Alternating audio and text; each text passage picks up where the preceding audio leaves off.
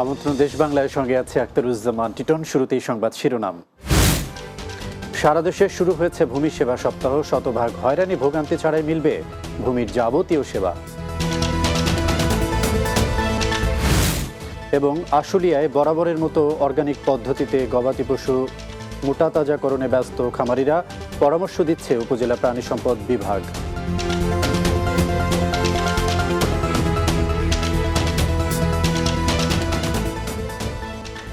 শিরোনাম শুনছিলেন, এবারে বিস্তারিত। সারা দেশে শুরু হয়েছে ভূমি সেবা সপ্তাহ 2024। ভূমি মন্ত্রণালয়ের উদ্যোগে এ কর্মসূচির এবারের প্রতিপাদ্য হচ্ছে স্মার্ট ভূমি সেবা, স্মার্ট নাগরিক। শতভাগ হয়রানি ভোগান্তি ছাড়াই মিলবে ভূমির যাবতীয় সেবা। এদিকে শনিবার পাবনা সদর উপজেলা ভূমি অফিসে ভূমি সেবা সপ্তাহ কার্যক্রমের উদ্বোধন করেন জেলা প্রশাসক মোহাম্মদ আসাদুজ্জামান। এ উপলক্ষে অতিরিক্ত জেলা প্রশাসক রাজস্ব জাহাঙ্গীর আলমের সভাপতিত্বে আয়োজিত অনুষ্ঠানে বক্তব্য দেন সদর উপজেলা নির্বাহী কর্মকর্তা শামীমা সুলতানা, পাবনা প্রেস ক্লাবের সভাপতি ABM ফজলুর রহমান সহ জেলা প্রশাসনের কর্মকর্তারা। সভায় ভূমি কর্মকর্তারা জানান, ভূমি সেবা ডিজিটালাইজড করার কারণে এ সেক্টরে ঘুষ, দুর্নীতি ও অনিয়ম অনেকাংশে রোধ হয়েছে। মানুষ ঘরে বসেই পাচ্ছে ভূমি সেবা।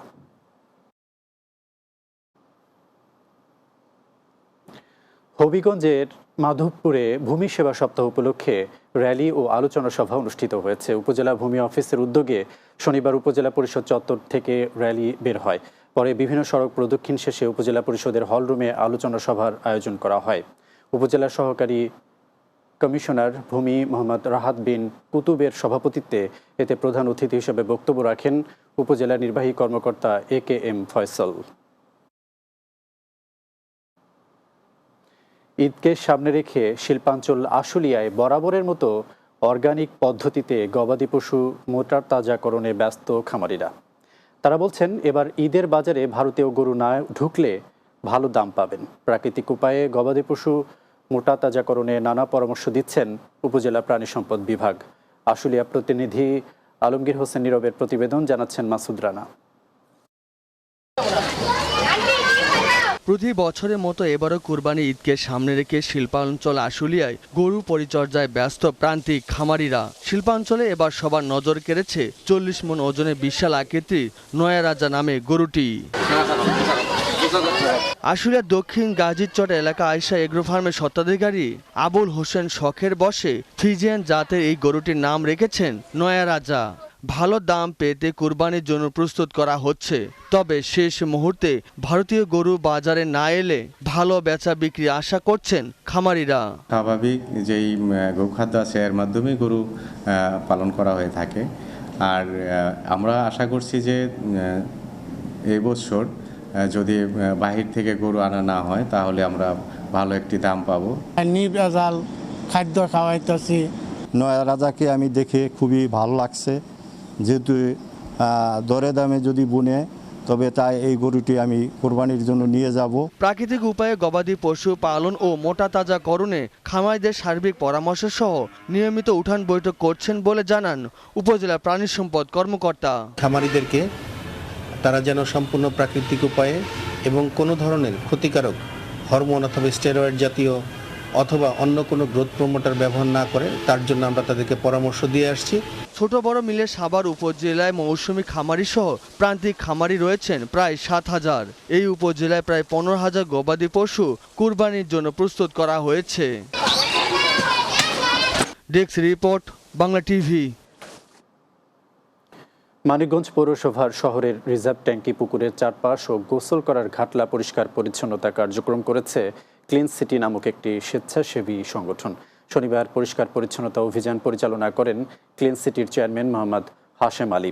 এ অভিযানের উদ্বোধন করেন মানিকগঞ্জ জেলা নদী ও প্রকৃতি সুরক্ষা কমিটির আহ্বায়ক অ্যাডভোকেট দীপক ঘোষ। এ সময় মানিকগঞ্জ সাবিসের সভাপতি বীর মুক্তিযোদ্ধা ইঞ্জিনিয়ার শহীদুল ইসলাম ফারুক, বীর মুক্তিযোদ্ধা শঙ্কর ঘোষ, পালকের সদস্য সচিব বিমল সহ সংগঠনটির শতাধিক কর্মী পরিষ্কার পরিচ্ছন্নতা কাজে অংশ নেয়।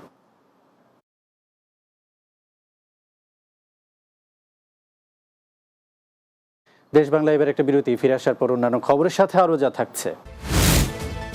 চাঁপাইনবাবগঞ্জের শিবগঞ্জ ও ভোলাহাটে বজ্রপাতে 3 জনের মৃত্যু হয়েছে। আম কুড়ানোর সময় এই ঘটনা ঘটে।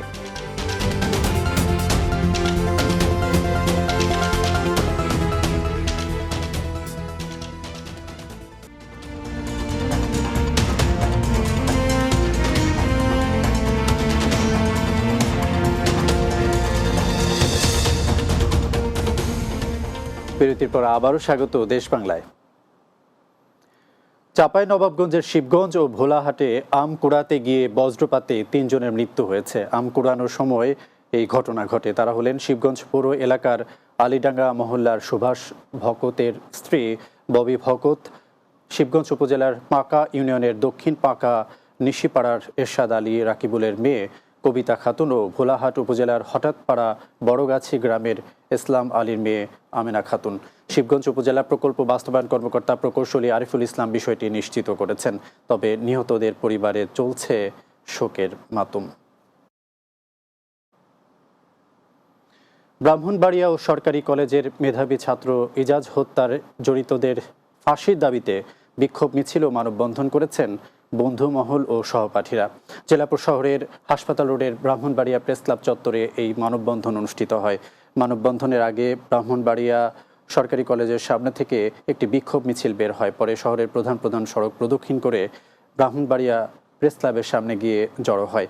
সেখানে মানববন্ধনে বক্তব্য রাখেন জেলা ছাত্রলীগের সাংগঠনিক সম্পাদক আজহারুল হাসান মিঠু, নিহতের সহপাঠী বাইজিদুর রহমান সিয়াম, মাহাতি মোহাম্মদ মাশরাফি, সাকিব খান, রিফাত, আরাফ উল্লাহ, অর্ণব সহ অন্যান্যরা। এ সময় আসামিদের দ্রুত গ্রেফতার করে দৃষ্টান্তমূলক শাস্তি প্রদানের জন্য প্রশাসনের নিকট দাবি জানান তারা। পাবনার ঈশ্বরদীতে ছাত্রলীগকে আরও শক্তিশালী করার লক্ষ্যে আলোচনা সভা অনুষ্ঠিত হয়েছে।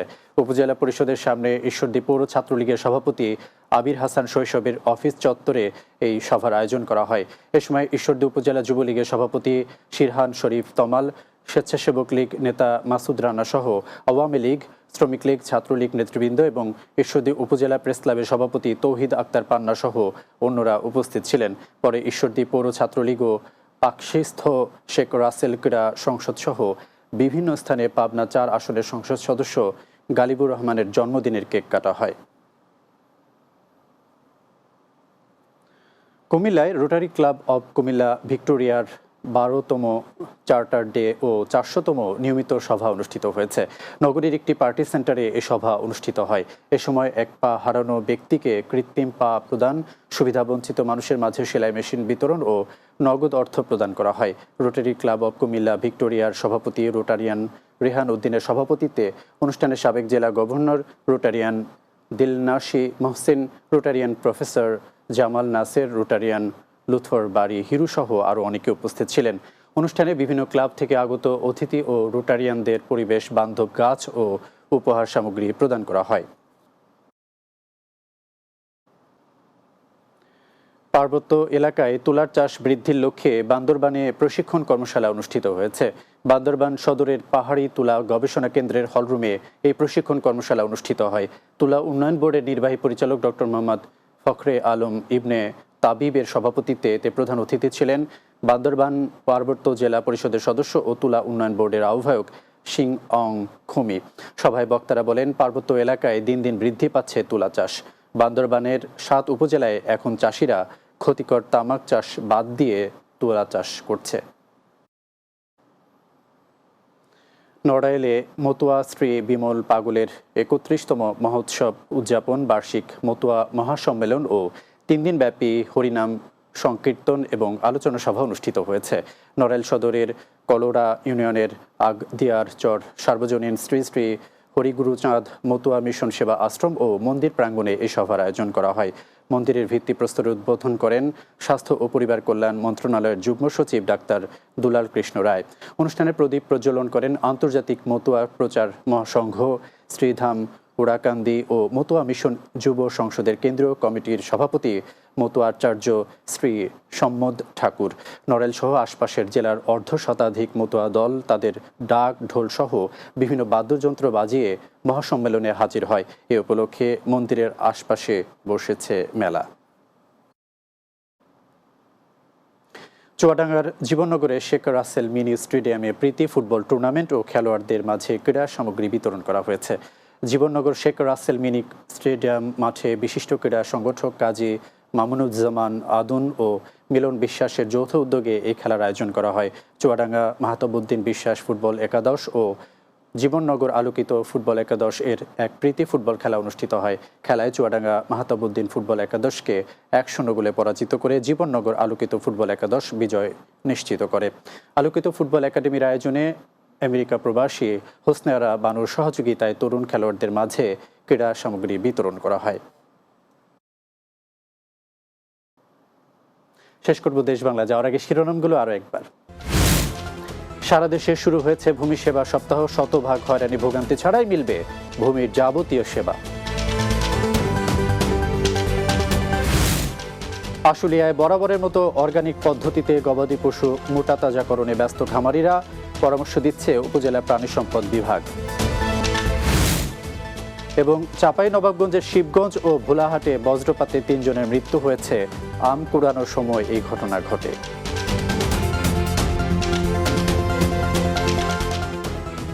এই ছিল দেশ বাংলার আয়োজন। আমাদের পরবর্তী সংবাদ দিনের বাংলা বিকেল 4টা 30 মিনিটে দেখার আমন্ত্রণ রইল। এতক্ষণ সঙ্গে থাকার জন্য ধন্যবাদ সবাইকে।